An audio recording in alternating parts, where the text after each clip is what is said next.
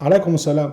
أهلا وسهلا بكم أحبتي في برنامجكم لحظات قرآنية، وهذه حلقة 812، وعنوانها: ماذا لو عرف العصر العباسي الدخان أو التدخين لأول مرة؟ ماذا كان سيفتي أئمة الدين السني؟ طبعا يعني ده سؤال افتراضي وعبثي، والمنتظر بقى من الجماعة أئمة الدين السني إن هم عندهم الحظر والمنع والتزمت نمرة واحد. يعني جعلوا الدين كله حرج، وجعلوا الدين كله عسر إلى آخره. فبالتالي بقى لو ظهر بقى الدخان وعرف في عصرهم، كانوا هيعملوا فتاوى ويعملوا أحاديث يقول لك الدخان حرام. يعني هذا ما نفهمه من منهجهم. عشان كده يعني هذه حلقة كوميدية الحقيقة، يعني اسمحوا لي أن نضحك إلى درجة البكاء. هنتخيل بقى الإمام مالك بيكتب عمال بيملي الموطأ على يعني أتباعي أو على تلاميذه، هم كانوا 20، كل واحد كتب الموطأ من اللي سمعوا، وعشان كده الموطأ مختلف في عدد أحاديثه وفي إسناداته إلى آخره. احنا طبعا مش هنقول يعني في الأحاديث اللي احنا هنقولها دلوقتي من دماغنا، مش هقول قال رسول الله، لأن إذا قلنا قال رسول الله يبقى قد كفرنا، لأنه لا حديث بعد حديث الله جل وعلا في القرآن الكريم. لكن أنا هنقول بقى أن هو بيروي الحديث ده عن واحد من الرواة بتوعه. فنتخيل بقى أن مالك بيقول إيه. حدثني عن مالك عن نافع عن عبد الله عمر قال: من دخن عامدا متعمدا في نهار رمضان لم يجزه صيام الدهر وإن صامه كله. يعني وحدثني يحيى عن مالك عن ابن شهاب عن حميد عن كذا أنه قال: بئس عبد السجارة، بئس ابن الحمارة، بئس وانتكس، وإذا شيك فلم تقش. ده كله طبعا تأليفي أنا يعني، لكن هنتريق عليهم يعني. وحدثني مالك عن ابن شهاب عن عبد الله بن عباس وراء في حديث يرفعه إلى ابن بدنجان يقول: يؤتى يوم القيامة بالمدخرين وعلى وجوههم دخان من طين فيلقى في جهنم في وادي النيكوتين ليتجرعوا العذاب أبد الآبدين. وما تقولش آمين. الشافعي بقى في الأم بقى، الشافعي كان أملى كتاب الأم اللي هو 5 أجزاء أظن أو 7 أجزاء على الربيع تلميذه. مش كتبه هو أملاه، يقول لك الكتاب الأم رواية مش عارف اسمه الربيع ولا اسمه ايه، انا كنت بنسى.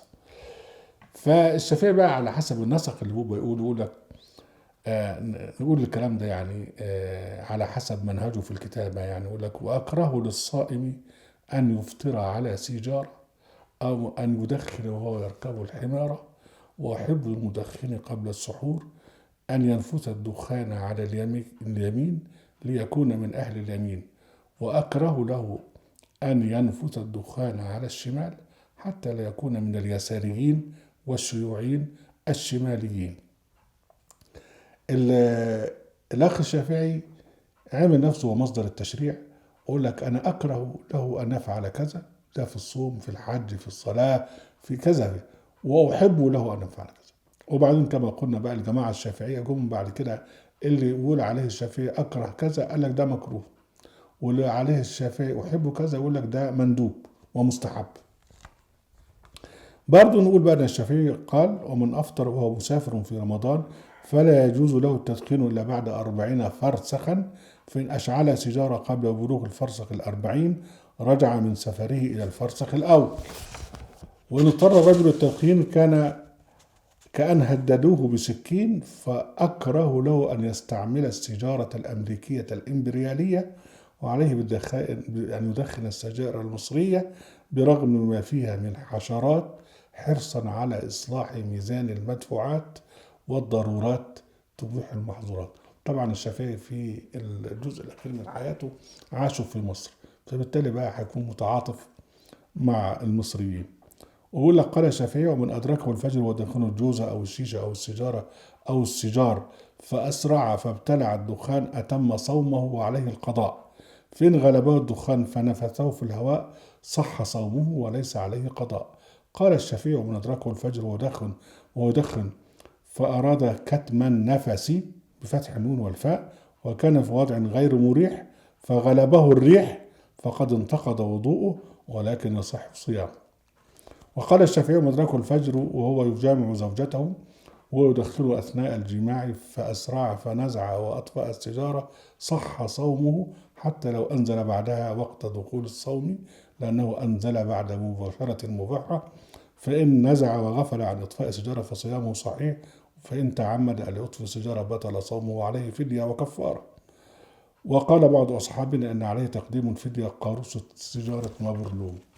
على فكرة أنا مركب الموضوع التدخين ده على يعني على فتاوى موجودة فعلا في كتب الفقه الشافعي، وأنا كنت شافعي بقى لما كنت في الأزهر. والبخاري بقى هيكتب ايه بقى في باب تحريم التدخين؟ حدثنا أبو اليمان أخبرنا شعيب عن الزهري قال أخبرنا حميد بن عبد الرحمن أبو هريرة قال قوم من أمتي لا تشملهم شفاعتي يشربون الجوز والشيشة ألا سحقا لهم إذا لقيتموهم فلعنوهم. قيل لأبي هريرة هل سمعت هذا الحديث من الرسول صلى الله عليه وسلم؟ فضحك وقال كلا إنه من كيس أبي هريرة. طبعا أبو هريرة كان بيعمل حاجات ولا ده من الكيس بتاعه.